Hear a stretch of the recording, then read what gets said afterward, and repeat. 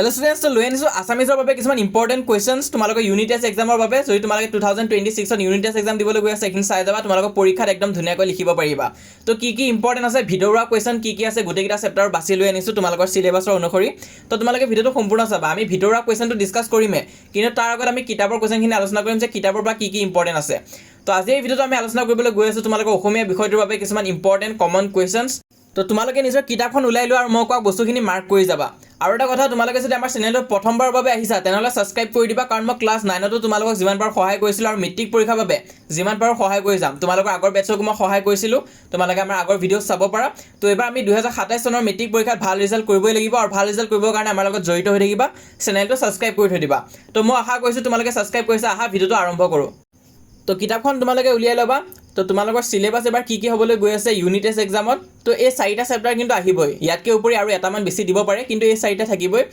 বৰগীত জিকিৰ উদ্যোগী হহা আৰু ধৰঝাৰু ধৰভাই তো এটা প্ৰথম আমি চাম বৰগীত চেপ্টাৰটো বৰগীত চেপ্টাৰ কি চাব লাগিব চোৱা বৰগীতটিৰ ৰাগটো কি হয় ৰাগ হৈছে বসন্ত হেতু চাবা আৰু কোনে ৰচনা কৰিছে শ্ৰী শ্ৰী মাধৱদেৱ হেতু তোমালোকে চাবা গুৰুত্বপূৰ্ণ হয় 1 নম্বৰৰ কাৰণে খুধি দিয়া কেতিয়াবা তাৰপিছত নেক্সট পেজত আহা তোমালোকে কবি পৰিচয় ইয়াত এই লাইনটো চোৱা শ্ৰী শ্ৰী মাধৱদেৱৰ লখিমপুৰ জিলাৰ নাৰায়ণপুৰৰ লিটেকু পুখুৰীত হৈছিল জন্ম তো এটো তোমালোকে চাবা চনটো কিমান আছিল হেতু তোমালোকে চাবা ইম্পৰ্টেন্ট আছে তাৰপিছত লগতে তোমালোকে চাবা তেওঁ জীৱনৰ কৃতিস্তম্ভ হ'ল নামঘোষা হেতু তোমালোকে চাবা 1 নম্বৰ কাৰণে খুধে আৰু লগতে তোমালোকে ইয়াত চোৱা আখ্যানমূলক ৰচনা কিছুমান আছে তেওঁ লিখা তাৰপিছত আছে তত্ত্বমূলক ৰচনা তাৰপিছত নাট আছে জুমুৰা আছে তো এইখিনি তোমালোকে চাবা গোটেই গিটাৰে এটা উদাহৰণ তোমালোকে চাবা এক্সামত 1 নম্বৰ কাৰণে খুদিব পাৰে কব যে তোমালোকক জুমুৰা এখনৰ নাম লিখা বুলি মাধৱদেৱে লিখা তো তেতিয়া তোমালোকে এইখিনি লিখিব লাগিব তো সেইখিনিটো চাবাই তাৰ উপৰি এই যোনখিনি শব্দ অৰ্থ আছে সেইখিনি অকমান চাব পাৰা কিন্তু ইম্পৰ্টেন্ট ইয়াত তোমালোকে বৰগীতৰ লক্ষণখিনি চাবা তাৰ উপৰি তোমালোকে এই লাইনটো চাই থৈ দিবা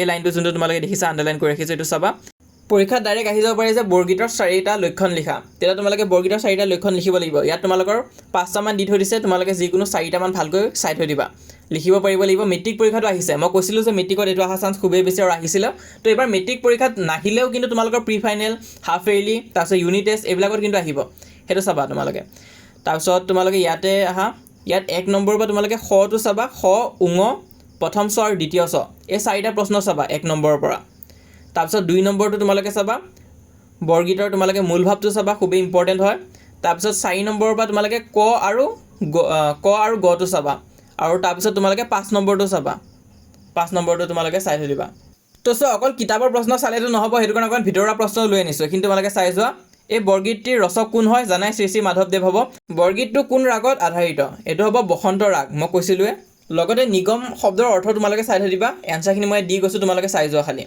তাৰপিছত তোমালোকে চোৱা যোগীসকলে কাক ধ্যান কৰে তো ইয়াত হ'ব ভগৱান হৰিক ধ্যান কৰে তাৰপিছত তোমালোকে চোৱা কবিয়ে কাৰ চৰণত শৰণ লৈছে এটো হ'ব হৰিৰ চৰণত শৰণ লৈছে মাধৱদেৱৰ মতে পৰম ধন কি মাধৱদেৱৰ মতে হৰিৰ চৰণ যোগালেই হ'ল তেওঁৰ পৰম ধন হেতু চাবা হেতু ইম্পৰ্টেন্ট আছে তাৰপিছত নেক্সট তোমালোকে চোৱা মুখ বা মুক্তি পাবলৈ কবিয়ে কিহৰ পৰা পৰিত্ৰাণ বিচাৰিছে ইয়াৰ উত্তৰটো হ'ব কবিয়ে মুখপাক বা সামাজিক মায়াৰ পৰা মুক্তি বিচাৰিছে শ্ৰী শ্ৰী মাধৱদেৱৰ জন্ম ক'ত হৈছিলে মই চাব দিছিলো তোমালোকক জন্ম ক'ত হৈছিলে আৰু সেই 9 নম্বৰ কোৱেশ্চনটো মই তেতিয়া দেখাই দিয়া লাইনটোৰ পৰা খুদিছে মই কৈছিলো যে নামঘোষা হৈছে তেওঁৰ জীৱনৰ কৃতিস্তম্ভ হেতু মনত ৰাখিবা তো সেইটোৱে খুদা হৈছে আলটিমেটলি তাৰপিছত 10 নম্বৰটোত আছে বাপ পখিলু খৰণে ইয়াত বাপ বুলি কাক সম্বোধন কৰা হৈছে ইয়াত বাপ বুলি ভগৱান হৰিক সম্বোধন কৰা হৈছে হেতু তোমালোকে চাবা এটো ইম্পৰ্টেন্ট আছে তো নেক্সট আমি জিকিৰ চেপ্টাৰলৈ যাম তাৰ আগতে আমাৰ বৰগীতটা কমপ্লিট হৈছে নেক্সট আমি জিকিৰত যাম জিকিৰত কি ইম্পৰ্টেন্ট আছে তোমালোকে চোৱা ইয়াত তোমালোকে চাবা কোনে লিখিছে আজান ফকিৰ আৰু আজান ফকিৰৰ আসল নামটো কি হয় হেতু ইম্পৰ্টেন্ট আছে ইয়াত চোৱা তেওঁৰ আসল নাম হৈছে হযৰত শাহ মিলান হেতু কিন্তু খুধে হেতু ইম্পৰ্টেন্ট আছে তাৰপিছত ইয়াত তোমালোকে শব্দ অৰ্থ তোমালোকে চাবা মুমিন মানে কি হয় বিশ্বাসী মুছলমান তাৰপিছত ইয়াত আছে ৰসুল মানে কি হয় হেতু চাবা ইম্পৰ্টেন্ট আছে তাৰপিছত লগতে ইয়াত আছে ৰহম মানে কি হয় হেতু চাবা বান্দা মানে কি হয় হেতু চাবা এইখিনি ইম্পৰ্টেন্ট আছে তো এটা কোৱেশ্চন আহিছে কোৱেশ্চন তোমালোকে 1 নম্বৰ গোটেইখিনি চাবা জিকিৰৰ ৰচক কোন তাৰপিছত খ নম্বৰটো গ নম্বৰটো গোটেইখিনি চাবা ইয়াত তাৰপিছত 2 নম্বৰটোৰ পৰা তোমালোকে ওয়াৰ্ড মিনিংখিনি মজুখিনি দেখালো সেইখিনি খুদিছে শব্দ অৰ্থখিনি খুদিছে তাৰপিছত 3 নম্বৰটো তোমালোকে চাবা তো ইয়াত এই গোটেইখিনি তোমালোকে চাব লাগিব ভালকৈ চাবা এইখিনি পটককৈ আহি যায় এক্সামত তাৰপিছত নেক্সট পেজত আহা নেক্সট পেজত তোমালোকে চাবা 4 নম্বৰৰ পৰা ক আৰু খ টো চাবা প্ৰথমটা ইম্পৰ্টেন্ট আছে হেতু চাই থৈ দিবা তো এইখিনি চোৱাৰ লগে লগে তোমালোকৰ জিকিৰ পাৰ্টটো কমপ্লিট হৈ যাব আৰু যদি মোষ্ট ৰিপিট হৈ থকা কুৱেশ্যনৰ কথা কওঁ জিকিৰৰ পৰা ভিতৰৰ পৰা, তেনেহ'লে এইখিনি বস্তু তোমালোকে চাবা। জিকিৰসমূহৰ ৰচক কোন এইটো চাবা। তাৰপিছত 2 নম্বৰটো তোমালোকে চোৱা আজান ফকীৰ ক'ৰ পৰা অসমলৈ আহিছিল। ইয়াত তোমালোকে চোৱা আৰৱ দেশ বা আজমিৰৰ পৰা অসমলৈ আহিছিল। তো সেইখিনি তোমালোকৰ কিতাপতে দিয়া আছে, চাই ল'বা অকণমান। তাৰপিছত 3 নম্বৰত আছে তেওঁ কাৰ ৰাজত্ব কালত অসমলৈ আহিছিল। তেওঁ গদাধৰ সিংহৰ ৰাজত্ব কালত অসমলৈ আহিছিল। তো আই হোপ সকলোৱে বুজি পাই আছা। তাৰপিছত আমি নেক্সট 4 নম্বৰ কুৱেশ্যনটোলৈ গৈছোঁ। ইয়াত দিছে জিকিৰ শব্দৰ অৰ্থ কি। জিকিৰ শব্দৰ অৰ্থ হৈছে স্মৰণ কৰা। তাৰপিছত আসমান আৰু মুমিন শব্দৰ অৰ্থ কি।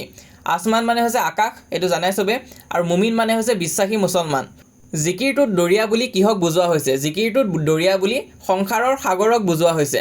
তাৰপিছত আছে আজান ফকীৰৰ আচল নাম কি আছিল। আজান ফকীৰৰ আচল নাম হজৰত শ্বাহ মিলন। ইয়াত এইটো আচলতে মিলন হ'ব লাগে, ইয়াত মিৰাণ হৈ আছে, ইয়াত ভুল হৈ আছে দেই। তোমালোকেতো শুদ্ধ কৰি ল'বা কিতাপত চাই, মিলন হ'ব লাগে, হজৰত শ্বাহ মিলন। তাৰপিছত নেক্সট তোমালোকে চোৱা। তাৰপিছত এই 8 নম্বৰ কুৱেশ্যনটো চাবা দেই, ইম্পৰ্টেণ্ট আছে। জিকিৰ আৰু জাৰি গীতবোৰত কোনটো ধৰ্মৰ কথা প্ৰকাশ পাইছে সেইটো তোমালোকে চাবা, ইম্পৰ্টেণ্ট আছে। তাৰপিছত ত্ৰিবেণী শব্দটোৱে কিহৰ সংগমক বুজায়। ত্ৰিবেণী শব্দই গংগা, যমুনা আৰু সৰস্বতী নদীৰ সংগমস্থলক বুজায়, সেইটো ইম্পৰ্টেণ্ট আছে, চাবা তোমালোকে। জিকিৰৰ ভাষাত কাৰ প্ৰভাৱ দেখা যায়। জিকিৰৰ ভাষাত অসমীয়া থলুৱা শব্দ আৰু বৈষ্ণৱ সাহিত্যৰ যথেষ্ট প্ৰভাৱ দেখা যায়, এইটো চাবা, ইম্পৰ্টেণ্ট আছে। তো এতিয়া আমি বৰ্তমান যিমান তোমালোকৰ বাবে কষ্ট কৰি আছোঁ ইউনিট টেষ্ট এক্সামৰ বাবে, কোনো চেনেলে ইউটিউবত কৰা নাই। তো সেইটো কাৰণে তোমালোকে এনেকুৱা নিচিনা ভিডিঅ'বোৰ পাই থাকিবৰ কাৰণে আমাৰ এই চেনেলটো ছাবস্ক্ৰাইব কৰি ৰাখিবা। তোমালোকে এটা সৰু কষ্ট এটা কৰি দিয়া, পাৰিলে চেনেলটো এটা ছাবস্ক্ৰাইব কৰি দিবা। আৰু লগতে তোমালোকে কমেণ্টত জনাবাচোন তোমালোকে কোনখন ডিষ্ট্ৰিক্টৰ পৰা চাই আছা, কাৰণ তেতিয়াহে মই গম পাম যে তোমালোক কোনখন ডিষ্ট্ৰিক্টৰ পৰা হয়। আৰু তেনেকুৱা নিচিনা পেটাৰ্ণৰ কুৱেশ্যন মই তোমালোকক দিব পাৰিম, যাতে তোমালোকৰ ডিষ্ট্ৰিক্টৰ এক্সামত তেনেকুৱা নিচিনা কুৱেশ্যন আহে। সেইটো কাৰণে কমেণ্টত তোমালোকে নিজৰ ডিষ্ট্ৰিক্টটো জনাই দিবা। তো এতিয়া আমি চাব লাগিব উদ্যোগী হৈ আহা। তো এই চেপ্টাৰটো মই ষ্টাৰ্ট কৰিবলৈ গৈ আছোঁ। কোনে লিখিছে চোৱা, দেৱজিৎ ভূঞা। আৰু ইয়াত আমি এতিয়া লেখক পৰিচয়ত যাব লাগিব। তো লেখকজনৰ বিষয়ে আমি অকণমান ইয়াত জানিব লাগিব। ইয়াতে তোমালোকে এইখিনি চোৱা, অসমীয়া গ্ৰন্থ ৰচনা কৰাৰ উপৰিও তেওঁ কিছুমান ইংৰাজী গ্ৰন্থ ৰচনা কৰিছে, যেনেকৈ বাটাৰফ্লাই, মি টু, এইখনৰ নাম তোমালোকে মনত ৰাখিবা। তোমালোকক নাম লিখিব দিব পাৰে পৰীক্ষাত 1 মাৰ্কছৰ কাৰণে। তো সেইটো কাৰণে এইখিনি তোমালোকে চাই থৈ দিবা। চ' নেক্সট এতিয়া আমি ডাইৰেক্ট কুৱেশ্যনত আহিছোঁ। কুৱেশ্যনত কি কি চাব লাগিব তোমালোকে 1 নম্বৰৰ পৰা চাবা। গটো চাবা, ঘ আৰু উঙ চাবা, গ, ঘ আৰু উঙ, আৰু লাষ্টৰ দুটা তোমালোকে চাই থৈ দিবা। এইখিনি ইম্পৰ্টেণ্ট আছে, এই 5টা কুৱেশ্যন চাবা 1 মাৰ্কৰ কাৰণে। তাৰপিছত নেক্সট তোমালোকে 2 নম্বৰৰ ক আৰু খটো চাবা, ক আৰু খটো চাবা 2 নম্বৰৰ পৰা। তাৰপিছত 3 নম্বৰ এই যোনটো প্ৰশ্ন হয় খুবেই ইম্পৰ্টেণ্ট হয়, মোষ্ট ৰিপিটেড হয়, ইনফ'চিছ কোম্পানীৰ প্ৰতিষ্ঠাপক কোন, খুবেই ইম্পৰ্টেণ্ট হয়, এইটো চাবা তোমালোকে, ইম্পৰ্টেণ্ট আছে। তাৰপিছত 5 নম্বৰটো চাবা, 6 নম্বৰটো চাবা, 5 আৰু 6টো চাবা। তাৰপিছত ইফালে তোমালোকে সমাৰ্থক শব্দ চাবা, বিপৰীতাৰ্থক শব্দ চাবা, সেই দুটা চাবা, 9 আৰু 10। আৰু লাষ্টত তোমালোকে 12 নম্বৰৰ পৰা খ আৰু গটো চাই থৈ দিবা, খ আৰু গ, এইখিনি ইম্পৰ্টেণ্ট আছে। তাৰপিছত ভিতৰুৱা কুৱেশ্যন ইয়াৰ পৰাতো আহিব। ইয়াৰ পৰা কি কি চাবা চোৱা, উদ্যোগী হৈ অহা পাত্ৰীৰ লেখকগৰাকীৰ নাম কি। দেৱজিৎ ভূঞা, এইটো আমি জানোৱে, সেইটো লিখি দিবা। তাৰপিছত উদ্যোগী হ'বলৈ কোনো বিশ্ববিদ্যালয়ৰ ডিগ্ৰীৰ প্ৰয়োজন আছেনে। নাই, এজন সফল উদ্যোগী হ'বলৈ কোনো বিশ্ববিদ্যালয়ৰ ডাঙৰ ডিগ্ৰীৰ প্ৰয়োজন নাই। তাৰপিছত আছে উদ্যোগী পুৰুষ সিংহৰ সমান, এলেহুৱা কাপুৰুষ নিচান, এইটো খুবেই ইম্পৰ্টেণ্ট হয়। ইয়াৰ ওপৰত ব্যাখ্যাও কিন্তু সুধি থাকে, মেট্ৰিক পৰীক্ষাটো আহিছে নেকি এইটো, তোমালোকে চাবা এই কুৱেশ্যনটো। আৰু এই কথাফাকি কোনটো ভাষাত আছে বুলি পাত্ৰীত উল্লেখ আছে, কোনটো ভাষাত আছে, অসমীয়া ভাষাত, সেইটো তোমালোকে চাবা। তাৰপিছত বাকীখিনি তোমালোকে চাই যাবা, মই কুৱেশ্যনখিনি কৈ দিছোঁ। সফল উদ্যোগী হ'বলৈ এজন ব্যক্তিৰ মনোভাৱ কেনেকুৱা হ'ব লাগে, সেইটো চাবা। 5 নম্বৰত আছে কোকা কোলা কোম্পানীটোৰ বিজ্ঞাপনত ক্ৰিকেটৰ বিষয়ে কি বুলি কোৱা হৈছে। তাৰপিছত ইনফ'চিছ কোম্পানীটোৰ প্ৰতিষ্ঠাপক গৰাকীৰ নাম কি, নাৰায়ণ মূৰ্তি, এইটো চাবা। নাৰায়ণ মূৰ্তিয়ে কাৰ পৰা 10,000 টকা লৈ ইনফ'চিছ কোম্পানী আৰম্ভ কৰিছিল, কাৰ পৰা লৈছিলে সেইটো তোমালোকে চাবা। তেওঁৰ পত্নী সুধা মূৰ্তিৰ পৰা, সেইটো তোমালোকে চাবা, ইম্পৰ্টেণ্ট আছে। তাৰপিছত বাকীখিনি মই তোমালোক দেখাই গৈছোঁ এই চেপ্টাৰটোৰ কাৰণে, মই কৈ যোৱা নাই, নহ'লে বহুত দেৰি হৈ যাবগৈ। আৰু যিহেতু মই আৰু অকণমান কামো আছে, সেইটো কাৰণে মই তোমালোকক জাষ্ট দেখাই গৈছোঁ। তোমালোকে চাই যোৱা, কিবা নোৱাৰিলে মোক কমেণ্ট বক্সত সুধিবা। তো এইখিনি মানে বৰ ৰিপিট হৈ থকা কিছুমান কুৱেশ্যন হয়, ভিতৰুৱা কুৱেশ্যন। মই অকল বাহিৰা কুৱেশ্যন নহয়, ভিতৰুৱা কুৱেশ্যন দিছোঁ, এনেকুৱা নিচিনা তোমালোকে কোনো চেনেলত নাপাবা। সেইটো কাৰণে আমাৰ এই চেনেলটো ছাবস্ক্ৰাইব কৰি থৈ দিবা, লগতে ভিডিঅ'টো এটা লাইক কৰি দিবা যদি এতিয়ালৈ চাই আছা। আৰু তোমালোকক মই অল দ্য বেষ্ট কৈছোঁ, তোমালোকে ভালকৈ এক্সামটো দিয়া। ইউনিট টেষ্ট ভাল হ'লে তোমালোকৰ হাফ ইয়াৰলিৰ কাৰণে কনফিডেঞ্চ আহিব, হাফ ইয়াৰলি ভাল হ'লে আল্টিমেটলি মেট্ৰিক পৰীক্ষা তোমালোকৰ ভাল হ'বই। তো ইয়াৰ মাজতে আৰু এটা ইনফৰমেশ্যন দিবলৈ আছিলে, বহুতে হয়তো জানা যে আমাৰ এটা ইংলিছ কোৰ্চ এটাও আছে, যদি এতিয়া বৰ্তমান ষ্টুডেণ্টছে জইন কৰি আছে, তোমালোকে যদি জইন হ'ম বুলি ভাবা জইন কৰিব পাৰা। ইংলিছৰ কমপ্লিট কোৰ্চ হৈছে 499 ৰুপিছত, তোমালোকক গোটেই মেট্ৰিক পৰীক্ষাৰ বাবে ইংলিছ ছাবজেক্টটো কৰাই দিয়া হ'ব। ওৱানছত লেকচাৰ থাকিব, কিবা নোৱাৰিলে তোমালোকে 1-to-1 মোক সুধিব পাৰিবা। তাৰোপৰি প্ৰতিটো এক্সামৰ আগে আগে ইম্পৰ্টেণ্ট কুৱেশ্যন পেপাৰ দিয়া হ'ব, টেষ্টটোও লোৱা হ'ব। আৰু কিবা নোৱাৰিলে তোমালোকে মোক সুধিব পাৰিবা পাৰ্চনেলি তাৰোপৰি নোটছো আছে নোটছখিনি যদি অকল তোমালোকে ভাবা যে মোক কোৰ্চ নালাগে অকল নোটছখিনিহে ল'ম তেনেহ'লে 149 ৰুপিছত তোমালোকে নোটছখিনি ল'ব পাৰা ইয়াত তোমালোকৰ চিলেবাছত যি আছে গোটেইখিনি চেপ্টাৰ আছে ছাপ্লিমেণ্টাৰী কিতাপ আছে ৰাইটিং পাৰ্ট আছে তাৰপিছত গ্ৰামাৰ পাৰ্ট আছে যি তোমালোকৰ মেট্ৰিক পৰীক্ষাত আহিব গোটেইখিনি কৰাই দিয়া হৈছে নোটছখিনিত আছে ধুনীয়াকৈ তোমালোকে দেখা পাইছা প্ৰিমিয়াম কোৱালিটি নোটছ হয় ইয়াত সামাৰি পাবা প্ৰতিটো চেপ্টাৰৰ বাবে ইম্পৰ্টেণ্ট কুৱেশ্যনছ উইথ এনচাৰ্ছ পাবা তোমালোকে যাতে তোমালোকৰ মেট্ৰিক পৰীক্ষাটো আল্টিমেটলি ভাল হৈ যায় তো সেইটো কাৰণে এতিয়াৰ পৰাই তোমালোকে প্ৰিপেৰেশ্যন ষ্টাৰ্ট কৰিব পাৰিবা আমাৰ নোটছ আদি কিনি পেলাই তো এতিয়া মই ইংলিছৰ নোটছখিনি ওলাই দিছোঁ বহুতো ষ্টুডেণ্টছে অলৰেডি লৈছা আৰু যিসকলে লৈছা ভাল ৰেছপঞ্চে দিছা তো সেইটো কাৰণে মই ভাবিছোঁ বাকীখিনি ছাবজেক্টৰ কাৰণেও বনাম এতিয়া বৰ্তমান মই ইংলিছৰ কাৰণে বনাই থৈ দিছোঁ ল'লে কোনোবাই যদি ল'ম বুলি ভাবা তেনেহ'লে ল'ব পাৰা আৰু বাকীখিনি ছাবজেক্টৰ কিন্তু অকণমান সময় লাগিব তো তোমালোকে নোটছ ল'লেও ল'ব পাৰিবা বা ভাবা যদি বেটছত জইন হ'ম তেনেহ'লে বেটছত জইন হ'লে হ'ব পাৰিবা বেটছত গোটেইখিনি নোটছ আদিটো মই তোমালোকক দি দিম আৰু মেইন কথাটো হৈছে তোমালোকৰ ৰিজাল্টটো ভাল হ'ব লাগিব তো তোমালোকে এই নাম্বাৰটো কণ্টেক্ট কৰিবা হোৱাটছএপৰ নাম্বাৰটো দিয়া হৈ আছে তোমালোকে এটা মেছেজ এটা দিবা হোৱাটছএপত বা কল কৰি চাবা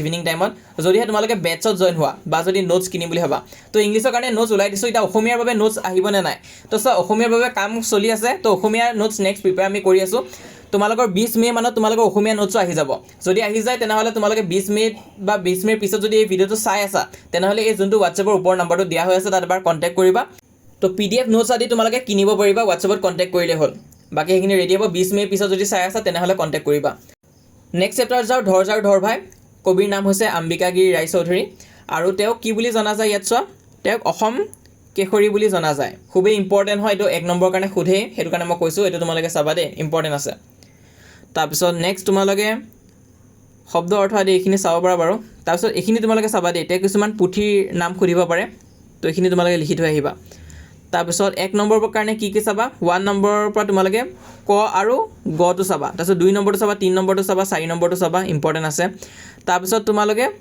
ইয়াত খ নম্বৰটো চাবা 5 নম্বৰ খটো চাবা ইম্পৰ্টেণ্ট আছে তো এইখিনি যদি কৰি ৰাখা তেনেহ'লে তোমালোকৰ ধৰ ভাইটো কমপ্লিট হৈ যাব তো এটা বহুত ষ্টুডেণ্টছে ক'ব যে ছাৰ ইংলিছৰ কাৰণে অকণমান দেখাই দিব লাগিছিল ইংলিছৰ কাৰণে মই অলৰেডি দেখাই দিলোঁ তোমালোকে আমাৰ ইংলিছৰ ভিডিঅ'টো চাব পাৰা মই পিন কমেণ্ট আৰু ডেছক্ৰিপশ্যনত লিংকটো দি থৈ দিম তোমালোকে পিন কমেণ্টত গৈ লিংকটো পাই যাবা তো সেই ভিডিঅ'টো আমি ধুনীয়াকৈ যিখিনি ইম্পৰ্টেণ্ট আছে গোটেইখিনি বাছি উলিয়াই দিছোঁ যাতে তোমালোকৰ সুবিধা হয় তাৰোপৰি যিসকলে এতিয়ালৈ আমাক হোৱাটছএপত জইন কৰা নাই সোনকালে জইন কৰা 6000কৈ অধিক ষ্টুডেণ্টছে আমাক অলৰেডি জইন কৰিলে তো তোমালোকে পিছ পৰি নাথাকিবা যিমান সোনকালে পাৰা জইন হৈ যাবা হোৱাটছএপত আৰু তোমাৰ লগৰ যদি কোনোবাই জইন হৈছে তাক কৈ দিবা যে তোমাকো এড কৰি দিবৰ কাৰণে মই এটা ডেছক্ৰিপশ্যনত হোৱাটছএপৰ লিংকটো দি থৈ দিম পিন কমেণ্টতো হোৱাটছএপৰ লিংকটো দি থৈ দিম ক্লিক কৰিবা পেজটো অ'পেন হ'ব পেজটোত গৈ তোমালোকে ফ'ল' ক্লিক কৰি দিবা তেতিয়া ফ'ল' হৈ যাব পেজটো আৰু আমাৰ এই চেনেলটো ছাবস্ক্ৰাইব কৰি ৰাখিবা কাৰণ আজিকালি ধেৰ চেনেল ওলাইছে কিন্তু কোনো চেনেলে ইমান ধুনীয়াকৈ তোমালোকক বুজাই নিদিব আৰু যদি মই কোৱা কথাখিনি বুজি পাই আছা তেনেহ'লে ছাবস্ক্ৰাইব কৰিবা মই যিমান পাৰোঁ বাকীখিনি ছাবজেক্টৰ কাৰণে সহায় কৰি যাম